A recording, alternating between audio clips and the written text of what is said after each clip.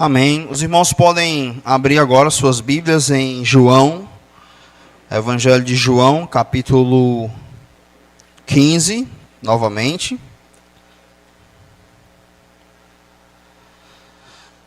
João 15.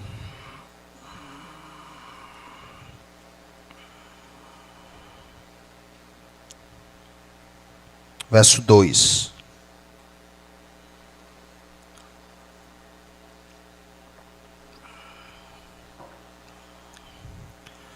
João 15, verso 2. O tema proposto para hoje é: a poda é necessária. Santificação, sendo cada vez mais parecidos com Cristo. Esse é o tema. Tá baseado em João 15, né? A irmã Rayane propôs esse tema. E aí nós vamos desenvolver, vamos ler várias outras passagens. Esse verso é mais digamos assim, o verso base de onde ela tirou a ideia do tema. Diz assim: todo ramo que estando em mim não der fruto, ele o corta, e todo o que dá fruto, limpa para que produza mais fruto ainda. Algumas traduções têm poda, né? Por isso ela colocou esse nome, a poda é necessário. Então o ramo que dá fruto, ele corta para que dê mais fruto. Vamos orar mais uma vez. Deus, fala no nosso coração. Nós dependemos inteiramente do Senhor. Como diz João 15, sem ti nada podemos fazer. E dependemos de tudo do Senhor. E esse momento aqui do culto, nós dependemos do teu Santo Espírito para aplicar a tua palavra em nossos corações e gerar transformação. Se o Senhor não agir, se o teu Santo Espírito não aplicar a tua palavra com poder, nós não mudaremos nada. Seremos as mesmas pessoas, não cresceremos em santidade. Não nos tornaremos mais parecidos com Cristo. Por isso te pedimos que o Senhor abençoe a mim, que vou expor o texto, me use para a tua glória, e abençoe os meus irmãos que vão ouvir. E prepara cada um de nós para nos curvar diante da autoridade da tua palavra e mudarmos de fato e de verdade, para que possamos sair por aquela porta mais santos do que entramos. Para a tua glória nós te oramos, na tua dependência. Amém. A poda é necessária. O que seria essa poda, né? Ele corta. A gente estudou que o fruto é uma possibilidade. Foi a conclusão que nós chegamos, ou pelo menos eu cheguei, que o fruto seria uma vida em comunidade. E aí ele fala agora de uma poda, ou de uma limpeza que Deus faz no ramo aqui, para que ele produza mais fruto. Lembrando que os ramos somos nós. E aí ele faz essa limpeza, e aí a maioria dos teólogos vão acreditar que essa limpeza seria a nos tornar mais parecidos com Cristo. Tirar aquela parte lá em nós ainda que está meio torta, né? Ele vai limpando e nos fazendo mais parecidos com Cristo. Dentro da minha linha de raciocínio do culto passado, então, se o fruto é vida em comunidade, e então ele nos santifica para que venhamos a dar mais fruto.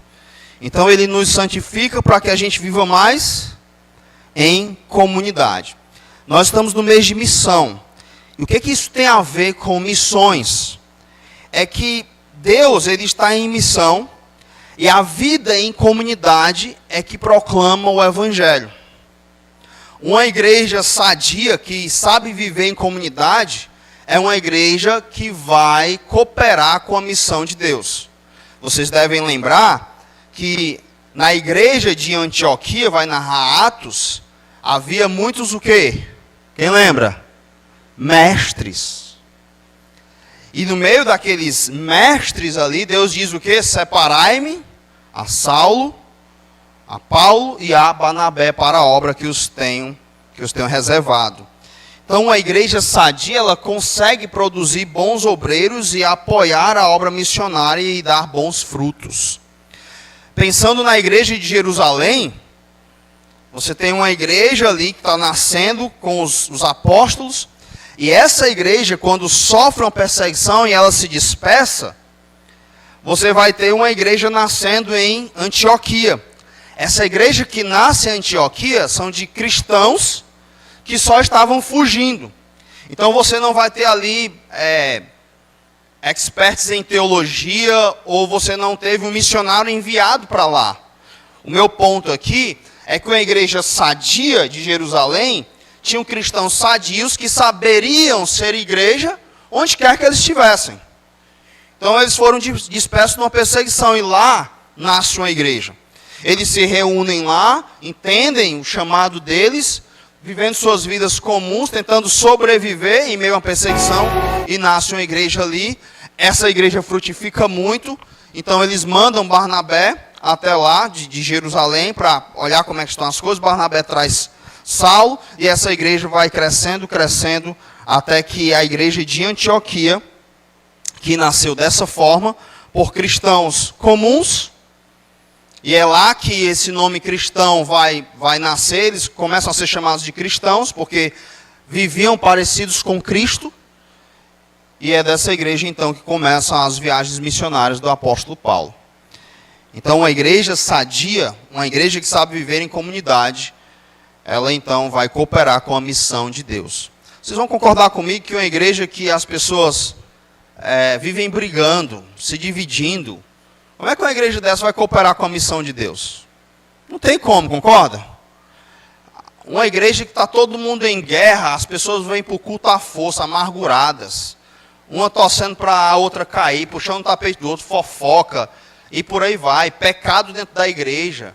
Como é que essa igreja vai enviar um missionário? Se enviar um missionário, vai ser um missionário doente, que vai produzir uma igreja doente, que vai prestar um desserviço ao reino.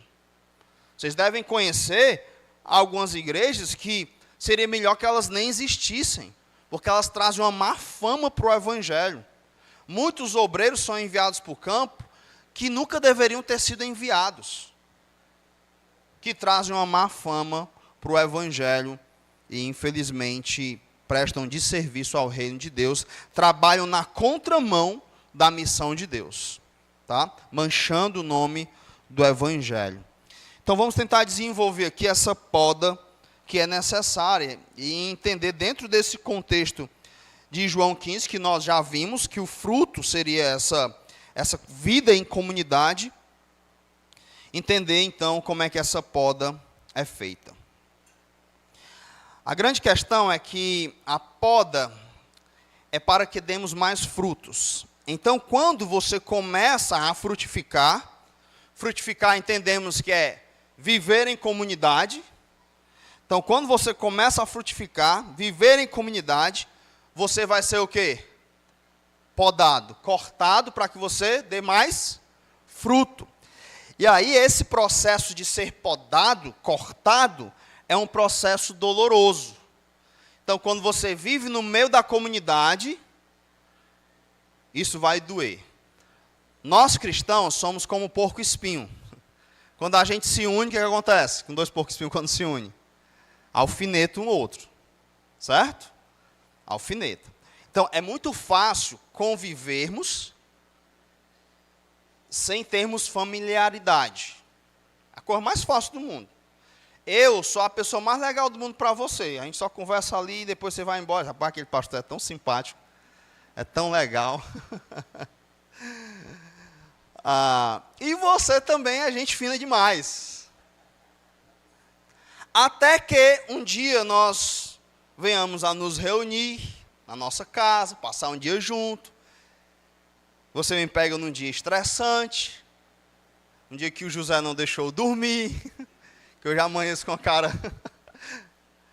Ou eu também vejo você, o jeito que você trata seu esposo, né? Trata a sua esposa. E aí eu vou ter que falar, ou você vai ter que falar comigo. Eu lembro que uma vez eu disse para o pastor Vladimir, né? Disse, rapaz, como é que tá? Isso não está legal não. Acabei de dizer umas verdades aqui para Raquel. Negócio aqui, ora aí. Aí ele disse, as verdades que às vezes a gente diz são as que nós precisamos ouvir. Aí pronto. causa da nossa proximidade. Não é? Eu já peguei ele num dia estressado, eu disse, você falou assim com ela? Aí ele, você sabe o que tem que fazer, né? E assim a gente vai vivendo, aprendendo, crescendo em comunidade. Então, esse tempo que a gente convive aqui é muito fácil, mas quando a gente começa a conviver de fato como comunidade, nós vamos perceber que é um processo doloroso. Tá? Isso começa a irritar você. Aí, as pessoas querem desistir disso, desse processo. Você não quer mais frutificar, você não quer mais viver em comunidade. Por quê? Porque é chato isso. É dolorido isso. Ninguém gosta das pessoas corrigindo você, admoestando você. Ninguém gosta. É um negócio amargo, é um negócio que você engole ali no seco, mas é bom. E foi assim que Deus planejou. E Ele dá a ordem para nós admoestarmos uns aos outros.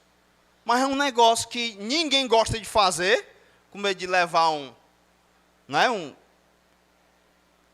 uma resposta inesperada, e ninguém gosta de ser admoestado.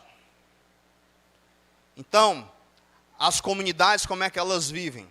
Elas vivem fingindo que são irmãos, que são famílias, porque família não é esse negócio assim que ninguém se mete na vida de ninguém, não.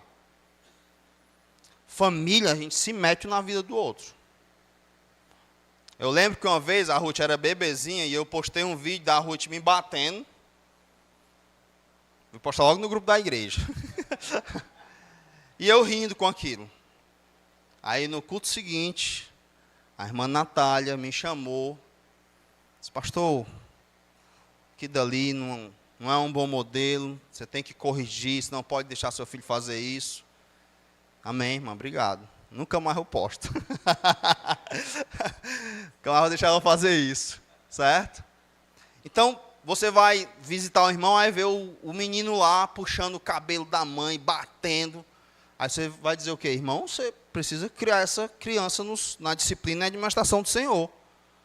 Está tudo errado aí. Quem é que gosta disso? O camarada veio na minha casa, comeu da minha comida e vem falar do jeito que eu crio meu filho. Mas vocês vão lembrar que domingo eu apresentei o José aqui e o que eu pedi? Me ajudem. Não foi? É muito bonito isso, né? Me ajudem. Nossa, esse pastor aí, pediu ajuda para criar o filho e tal. Mas na hora que o irmão vier, pastor, está errado isso aí. Pastor, isso aqui está errado. Aí eu tenho que agradecer a Deus por esse cuidado. É a poda. Eu vou crescer em santidade. Eu vou ficar mais parecido com Cristo. Mas esse processo dói. Por causa do nosso orgulho, do nosso pecado, da nossa soberba. E a gente não gosta das pessoas corrigindo a gente. A gente não quer que ninguém se meta na nossa vida. Por isso, muitas pessoas gostam de megas igrejas. Por quê? Você vai lá, cumprir o seu papel de cristão, ninguém fala com você, você não fala com ninguém, está tudo bem, está tudo certo. Ninguém se mete na sua vida, enfim. Se você pecar, não existe disciplina bíblica e por aí vai. Mas isso não é o plano do Senhor. Então, algumas pessoas, para não quererem mais viver em comunidade, e por saber que isso é doloroso, e aí é doloroso, não é só no sentido de que a admoestação incomoda, que ela machuca, que ela dói. É doloroso no fato também de que nós vamos conviver com outros pecadores que vão nos machucar, que vão pecar contra nós, que vão fazer muitas vezes um julgamento errado, ou até uma admoestação errada. Então é doloroso também por isso. É doloroso também porque às vezes nós vamos viver com pessoas que vão trair a gente, vão falar mal de nós nas nossas costas. Se é doloroso eu chegar para o irmão Gladys aqui e dizer, isso aqui está errado, tudo. Mais doloroso ainda é ele saber que eu estou falando com outra pessoa mal dele. Não é não? E aí, devido a essas dores, E aí foi assim que o Senhor planejou a igreja. Junta todo mundo aí, com todos esses pecados, eu vou trabalhar neles, o Espírito Santo vai estar lá, eu vou estar no meio deles, e eu vou santificá-los, torná-los à imagem do meu Filho, usando uns aos outros, ou uns nos outros.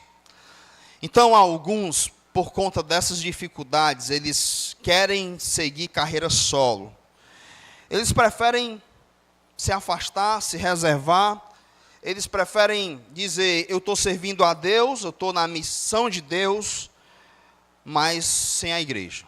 Então, igreja é o seguinte, eu vou lá mesmo só para prestar meu culto, depois vou me embora, porque eu já me decepcionei, eu já me chateei, e eu não quero mais viver isso. Então, eu já conversei com muitas pessoas assim, muitas mesmo.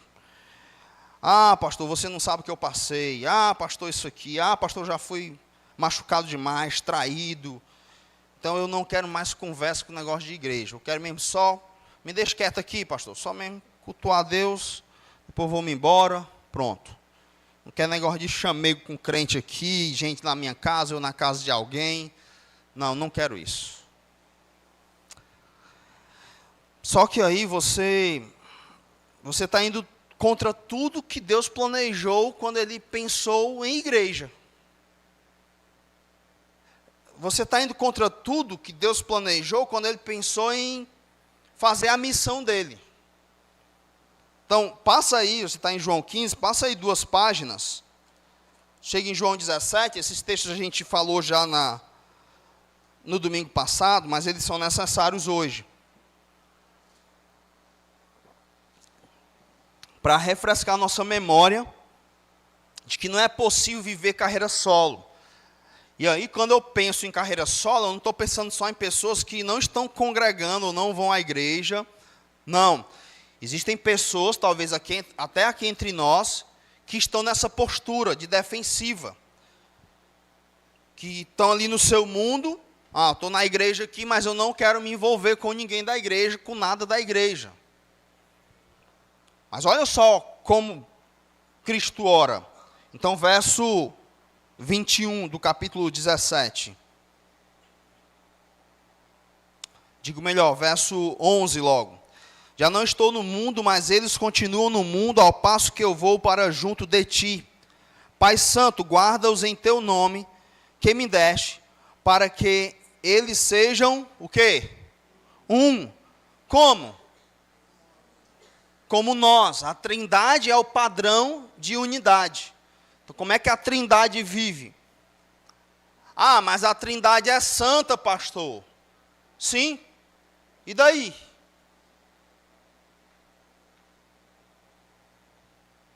Há uma ordem dizendo, sede, pois, imitadores de Deus como filhos amados. Efésios 5. Como é que eu vou alcançar o padrão de Deus? Não vou alcançar, mas eu tenho que lutar. Deus, a sua obra, o que Ele está fazendo é nos tornar a imagem do seu Filho. É nos chamar, Hebreus capítulo 12, nos chamar a fazer parte da sua santidade. A Trindade Santa nos traz lá para dentro dessa santidade. Como que um pecador como eu? Pois é o milagre do Evangelho, é o que Deus está fazendo. Nos tornando parecidos com Cristo. E o padrão dele é Ele mesmo, o padrão de santidade é Ele mesmo. Sede santos, porque eu sou santo. Ele é o padrão. E a unidade, qual é o padrão? A Trindade Santa.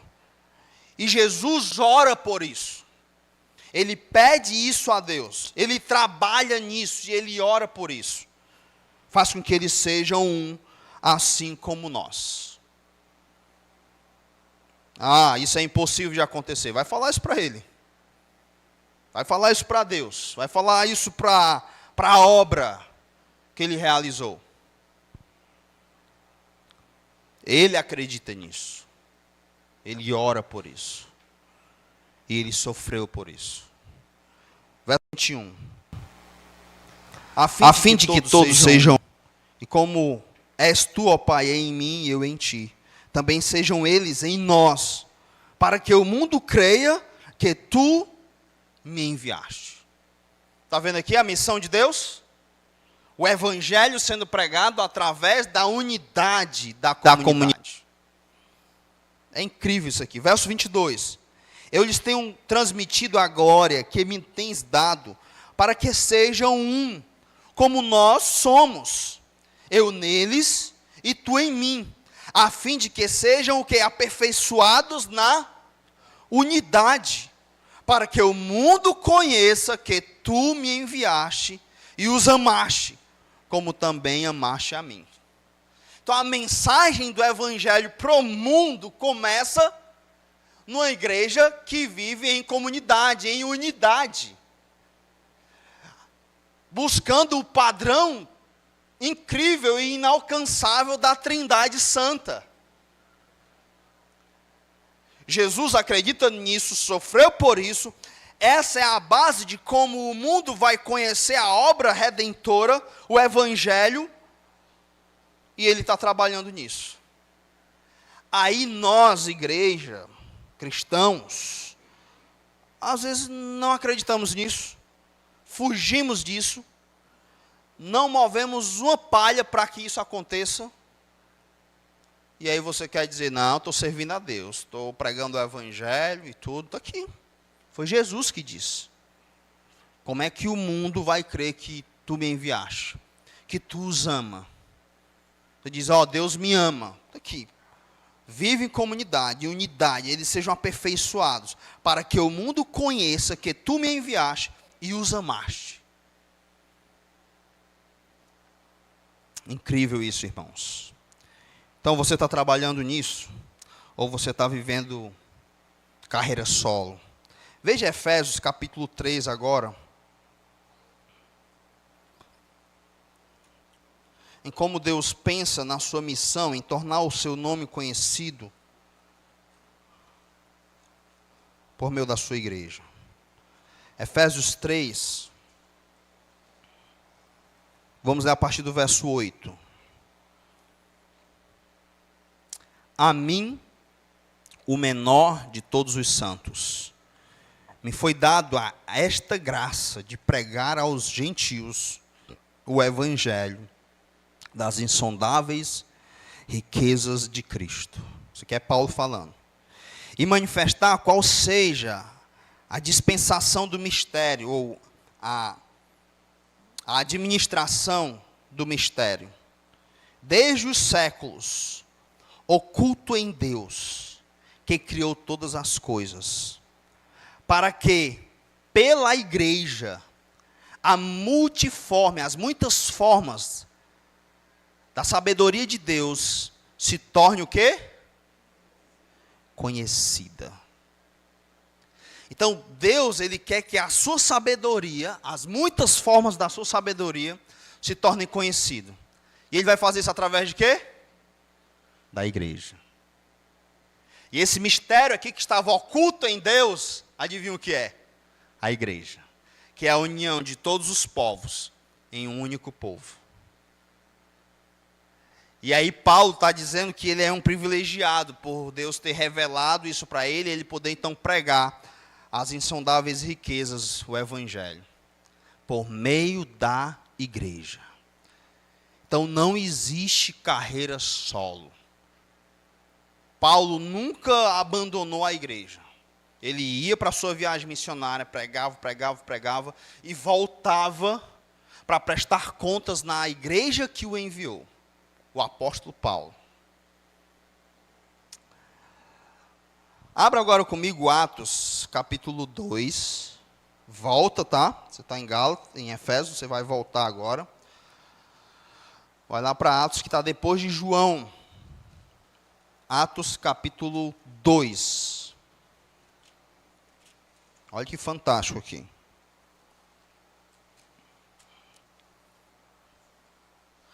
Então, com tudo isso em mente, que a gente já pensou sobre como Deus se torna conhecido, através da unidade da igreja, e como Deus, Ele demonstra as muitas formas da sua sabedoria para o mundo, para tudo, através da igreja também, olha só o que esse texto diz, narrando o início da igreja. Atos capítulo 2, verso 42 até o 47. E perseveravam na doutrina dos apóstolos e na comunhão, no partir do pão e nas orações. Em cada alma havia temor, e muitos prodígios e sinais eram feitos por intermédio dos apóstolos. Todos os que creram estavam o quê? E tinham tudo em comum. Vendiam as suas propriedades e bens, distribuindo o produto entre todos, à medida que alguém tinha necessidade. Então, quando alguém estava necessitado, o irmão fazia o quê? O que tinha sobrando, ele lá vendia e dividia. Diz mais, diariamente perseveravam o quê? Unânimes no templo. Então, qual era o dia de culto lá? Todo dia, meu amigo. Todo dia tinha culto. E eles estavam unânimes. Todo dia o pessoal estava lá no culto. É crente novo convertido, né? Quer estar na igreja direto. Partiam pão de casa em casa e tomavam as suas refeições com alegria e singeleza de coração, louvando a Deus e contando com a simpatia de todo o povo. Enquanto isso, o que é que o Senhor fazia? Acrescentava-lhes o Senhor dia a dia os que iam sendo salvos. Massa, né? Incrível. A igreja vivendo em comunidade. A comunidade era a pregação do evangelho. Os caras olhavam assim, nossa. Imagina você, no primeiro século ali, quantas pessoas necessitadas tinham. E aí, eu acho que o irmão ali me ajudou, eu estava passando por isso, meu filho, o irmão chegou lá e... Isso é encantador, isso aí acontece. Como é isso aí? Os irmãos lá da igreja fizeram isso por você e tal. É, os irmãos, a gente faz isso uns pelos outros. A gente ama uns aos outros, a gente morre. Ei, mas pessoal que está na tua casa direto, como é isso aí? São meus irmãos. Eu os amo. Eles estão aqui na minha casa, estou na casa deles. Tudo que eu tenho é deles, tudo que eles têm é meu. É assim que a gente vive. Ei, você tem esse sentimento? Assim, pensa aí comigo assim. O que eu tenho é dos meus irmãos. Você já chegou para algum irmão que está passando um aperto e diz, irmão, ó, eu tenho uma casa. Se quiser ir morar lá comigo. Pastor, não digo um negócio desse não. Isso aí existe não? Existe. Existe.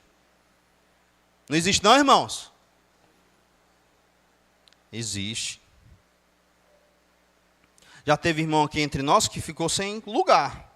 E ele tinha 8 casas para ir morar, ele só precisava escolher. Existe. Nenhum de nós aqui, não estou falando do cara cheio de paraquedas e tal, não. Tem que ser alguém que a gente conheça, que vive entre nós, que é nosso irmão de fato, que tem fé no Senhor e tudo. Se você passar a perder sua casa, você não vai ficar sem teto. Você não vai passar fome. Pode chegar lá fora e dizer, lá na igreja é assim, ó. Pode dizer. Se ninguém fizer, tem uns 30 aqui que eu garanto que faz. Que abre a porta da sua casa para você morar lá. Entendeu? É isso. Poderia passar a noite aqui contando exemplos de coisas assim. De irmãos que vão lá e se negam, que fazem, que trabalham, e que sofrem, e que choram, e que largam tudo que estão fazendo para ir socorrer um irmão. Isso é a igreja do Senhor, aleluia. Quando isso acontece, isso me anima, isso me arrepia, sabe por quê? Porque a proclamação do Evangelho é real. Irmãos, isso não existe em lugar nenhum nesse mundo. Somente na igreja do Senhor. Somente no coração do crente, que tem o Espírito Santo. Atos 3, 2 de 42 a 47, não existe nesse mundo, só existe na comunidade de Jesus Cristo, a qual Ele transformou com o seu sangue, libertou do egoísmo. Se você não sente isso, você não sabe como isso é gostoso. Amar dessa forma e ser amado dessa forma, não é não? É maravilhoso demais.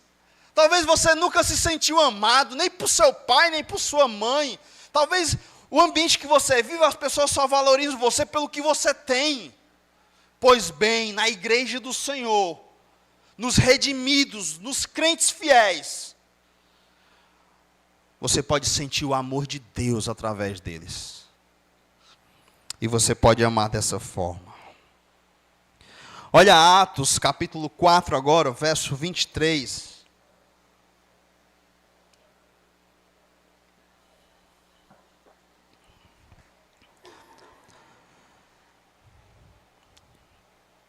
Atos 4, 23, até o verso 31. Uma vez soltos, procuraram os irmãos e lhes contaram quantas coisas lhes haviam dito os principais sacerdotes e os anciãos. Ouvindo isto, unânimes, levantaram a voz a Deus e disseram: Tu, soberano Senhor, que fizeste o céu, a terra, o mar, tudo o que neles há, que disseste por intermédio do Espírito Santo, por boca de Davi, nosso pai, teu servo. Porque se enfureceram os gentios e os povos imaginaram coisas vãs, levantaram-se os reis da terra e as autoridades ajuntaram-se a uma contra o Senhor e contra o seu ungido. Porque verdadeiramente se ajuntaram nesta cidade contra o teu santo servo Jesus, ao qual ungiste Herodes e Pôncio Pilatos com gentios e gente de Israel, para fazerem tudo o que a tua mão e o teu propósito predeterminaram. Agora, Senhor, olha para as suas ameaças e concede aos teus servos que anunciem com toda a intrepidez a tua palavra, enquanto estendes a mão para fazer curas, sinais e prodígios por intermédio do nome do teu santo servo Jesus. Tendo eles orado, tremeu o lugar onde estavam reunidos. Todos ficaram cheios do Espírito Santo e com intrepidez anunciavam a palavra de Deus. Eles são soltos e eles procuram quem? A igreja. E eles falam do que aconteceu lá. E agora a igreja, junto com eles, oram. E eles pedem mais intrepidez para falar do Senhor. Então, tenta imaginar a perseguição do primeiro século até o terceiro século, em que muitas vezes aqueles que perseguiam você eram seus próprios familiares. O valor que a igreja tinha para um cristão, onde ele era acolhido, protegido, cuidado. Você tem ideia do que é um médico abandonar sua carreira para cuidar de Paulo? Não somente para cuidar dele, mas para arriscar a vida por ele. Imagina como é que esses irmãos viviam. Veja a sequência do texto, verso 32. Da multidão dos que creram, era um o coração e a alma. Você pode imaginar o que o texto está querendo dizer aqui? Da multidão dos que creram, era um o coração e a alma. Que união, né? Como eles estavam unidos. Era um negócio assim, entranhado mesmo. Ninguém considerava exclusivamente sua nenhuma das coisas que possuía. Tudo, porém, lhes era comum. Será que isso aqui é real, irmãos? Será que isso aconteceu de fato na história? Meu Deus, será que isso é verdade? Claro que é. É porque a gente está tão distante disso, tão longe, tão aquém, que a gente fica assim, não pode.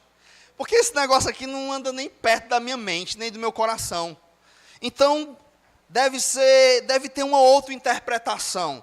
Porque, não, pastor, o que eu tenho é meu, eu trabalhei, eu ralei, eu suei, eu não vou dividir com ninguém. O que eu conquistei para mim. Tudo é meu. Olhe lá se eu contribuir com algum missionário, se eu der o dízimo na igreja. Olhe lá. Tudo é meu. E aí você olha para isso aqui e você fica, não, isso não pode ser real. Porque isso está muito, muito longe do meu coração. Sabe por quê? Porque você continua sendo o mesmo egoísta de sempre. Você não foi alcançado pelo Evangelho. Você não foi transformado. Você não ama seus irmãos como Cristo mandou amar. Você está perdido ainda. E com tudo que você tem, você está caminhando para o inferno. Não há esse sentimento do seu coração de amor. Então você não conheceu a Deus, que é amor. O amor de Deus não inundou o seu coração. Você é o mesmo egoísta de sempre. Verso 33, com grande poder os apóstolos davam testemunho da ressurreição do Senhor Jesus. E em todos eles havia abundante graça, pois nenhum necessitado havia entre eles. Porquanto os que possuíam terras ou casas, vendendo-as, traziam os valores correspondentes e depositavam aos pés dos apóstolos. Então se distribuía a qualquer um à medida que alguém tinha necessidade. E aqui, deixa eu só abrir um parênteses, é necessidade, tá? Talvez tenha algum irmão aí que é um desorganizado, que se endividou, que não baixa o padrão, e tá aí, pastor, isso aí não é verdade não, porque eu fui pedir o cartão do irmão, fui pedir dinheiro emprestado, e aí ele não emprestou. E não é para emprestar mesmo não. O irmão que está assim nessa situação, ele precisa de quê? De dinheiro? Precisa de um aconselhamento, de um acompanhamento, de mudança. Agora, claro, fome você não vai passar não. Se você cometer esse erro, pode chegar para nós, falar, nós vamos tentar lhe ajudar. Alguns irmãos aqui sempre se reúnem, às vezes quando não é uma quantia muito alta, a gente se junta aqui, a gente dá lá para resolver esse problema aí. Se seu filho estiver passando alguma necessidade, doença, tudo, a gente vai chegar junto. Agora, o grande problema é que você quer continuar vivendo desse jeito, não quer mudança, não quer aconselhamento bíblico, aí vai viver assim mesmo.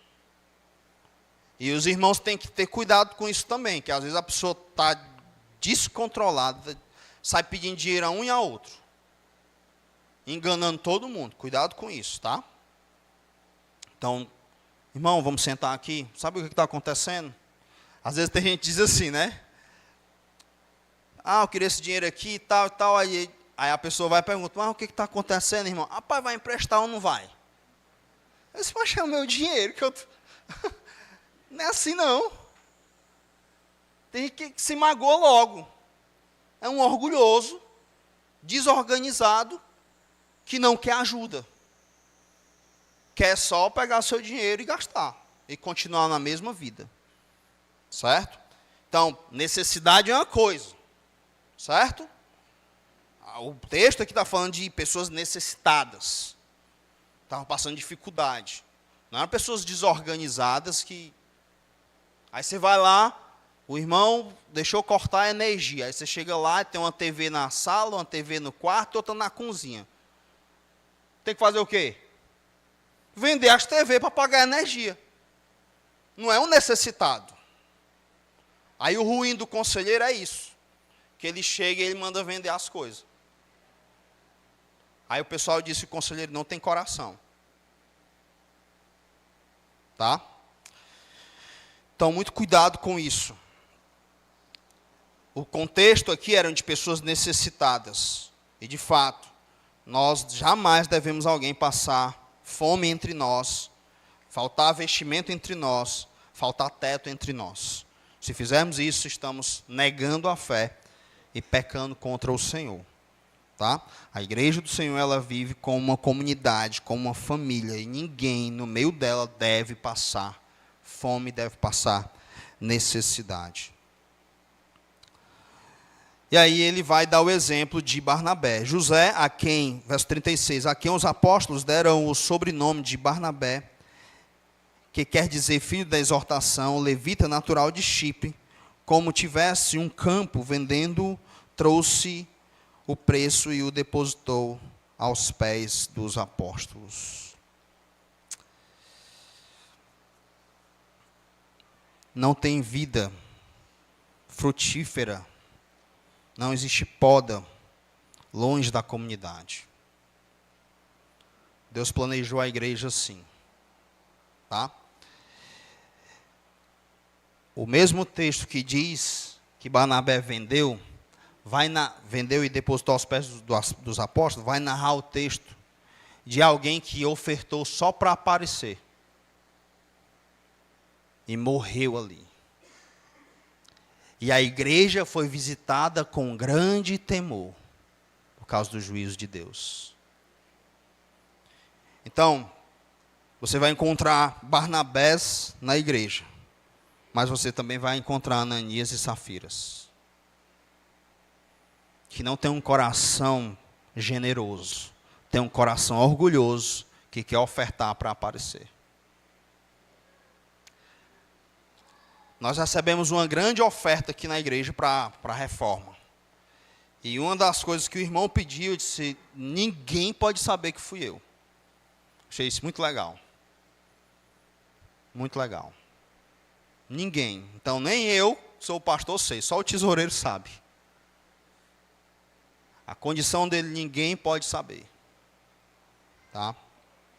Ah, pastor, você está falando tudo isso aí para a gente ofertar para a construção, é? Estou falando tudo isso aqui para mostrar como é que funciona a comunidade. Graças a Deus, ninguém aqui passa necessidade. Graças a Deus por isso.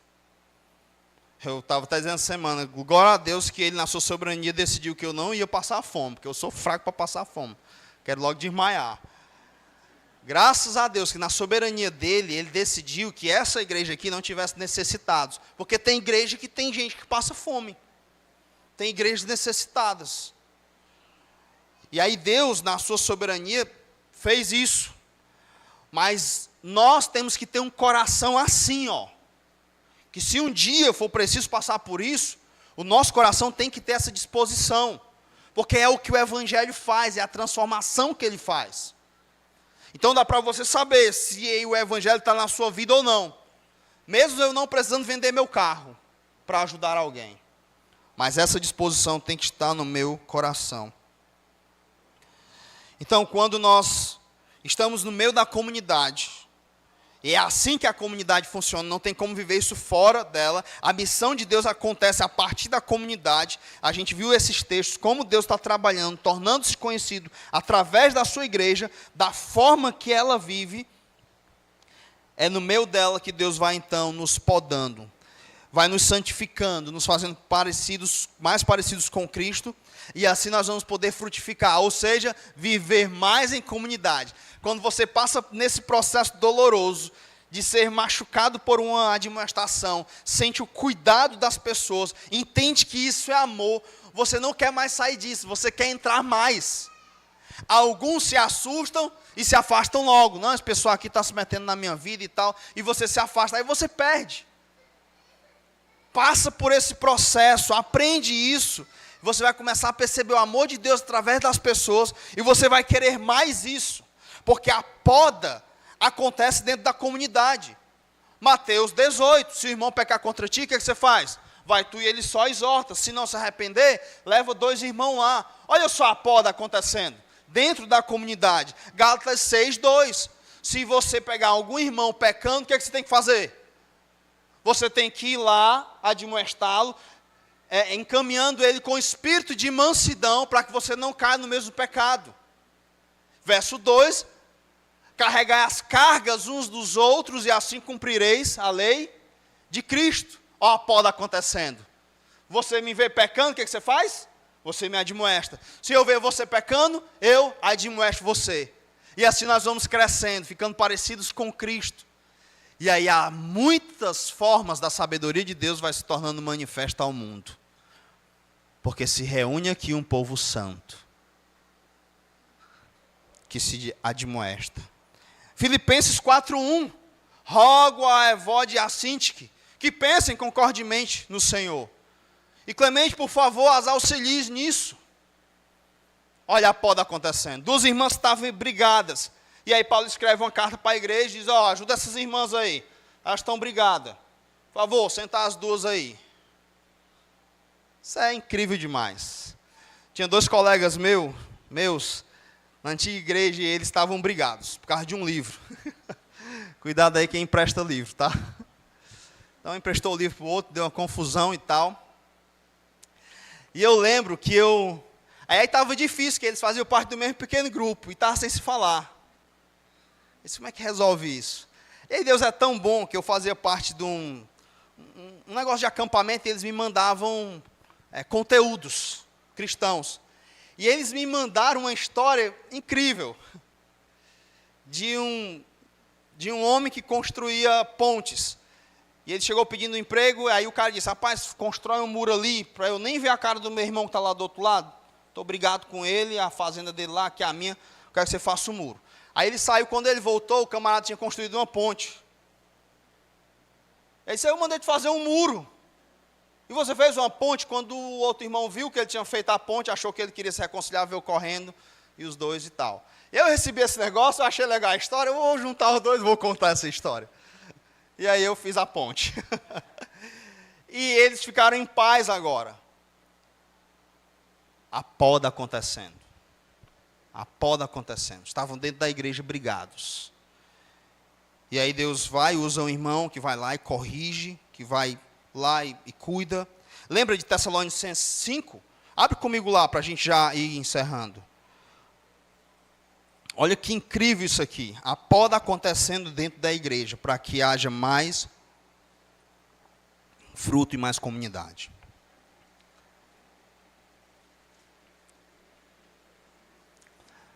Primeiro Tessalonicenses, capítulo 5, verso 13.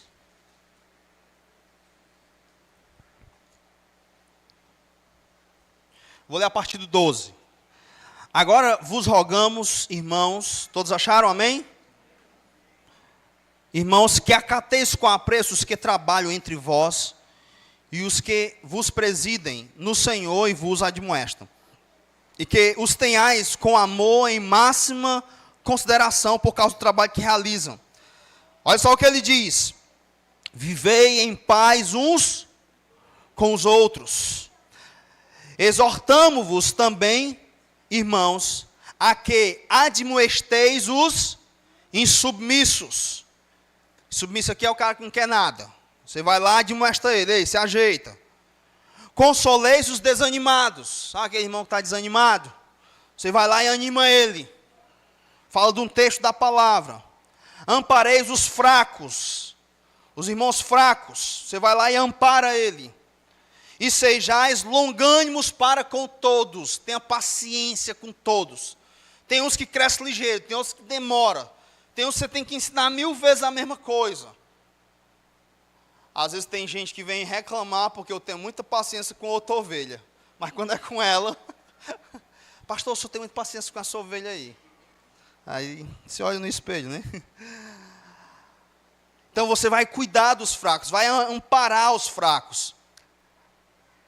E o verso 15: evitai, e aqui é uma ordem, evitai que alguém retribua a outrem o quê? Mal por mal. Pelo contrário, segui a paz, segui sempre o bem entre vós e para com todos.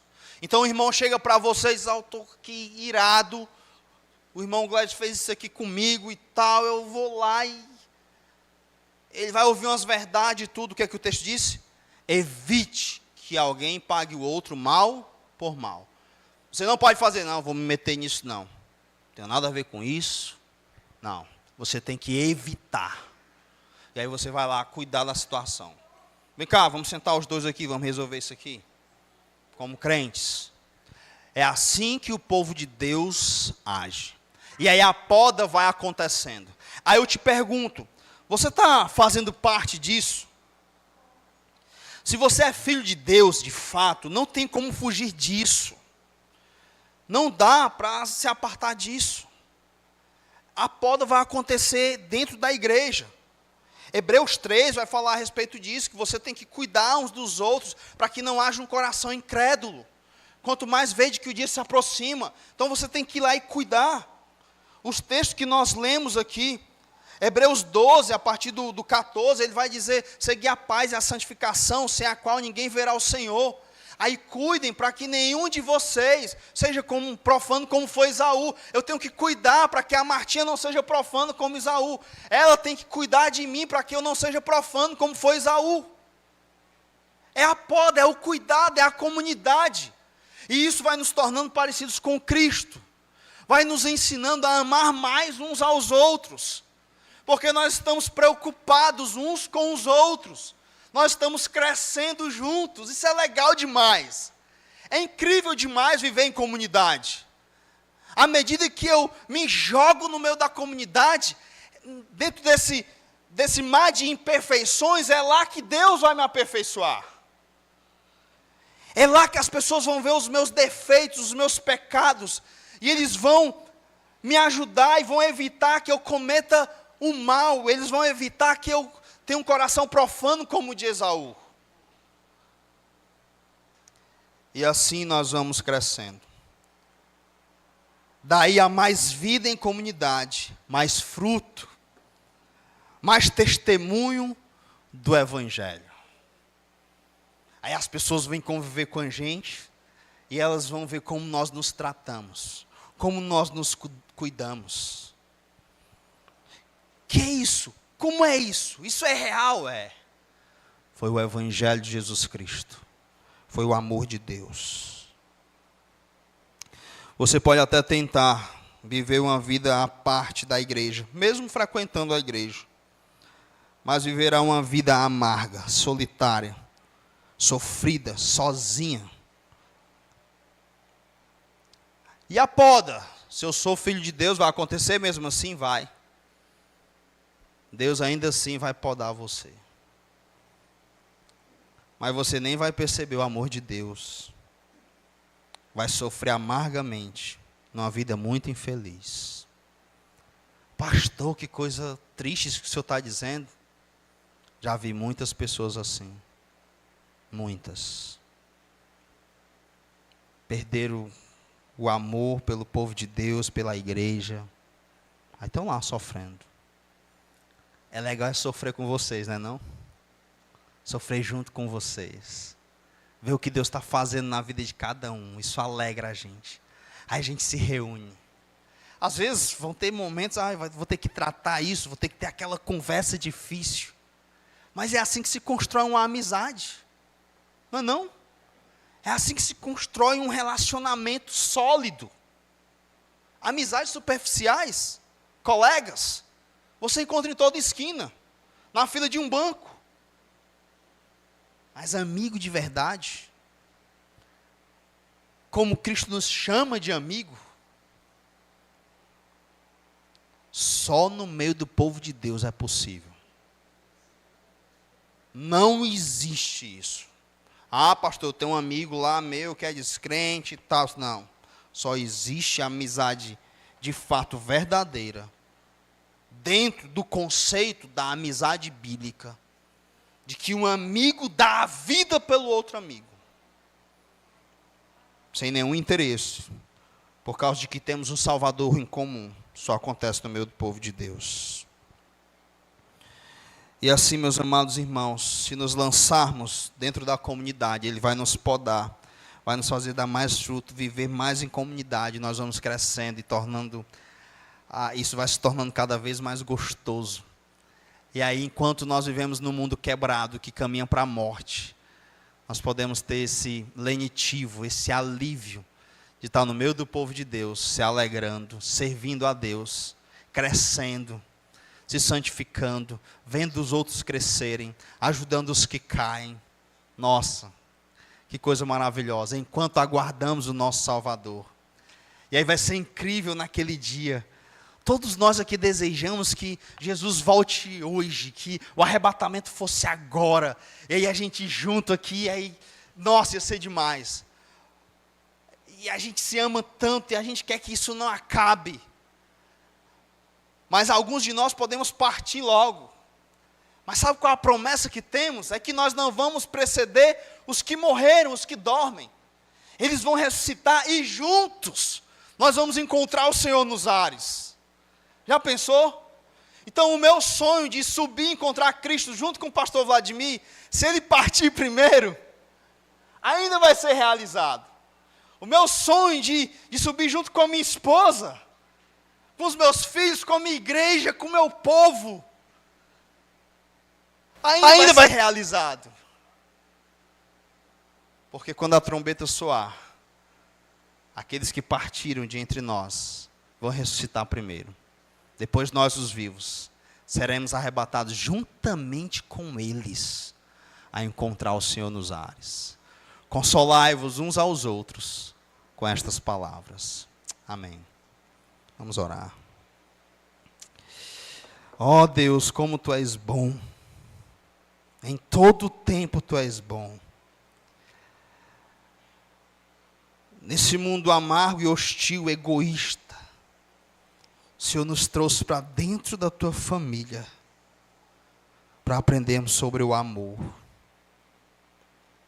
para nos sentirmos amados e para praticar o amor.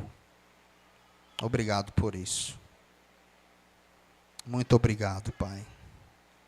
Eu te louvo, eu te agradeço. Em nome de Jesus Cristo. Amém.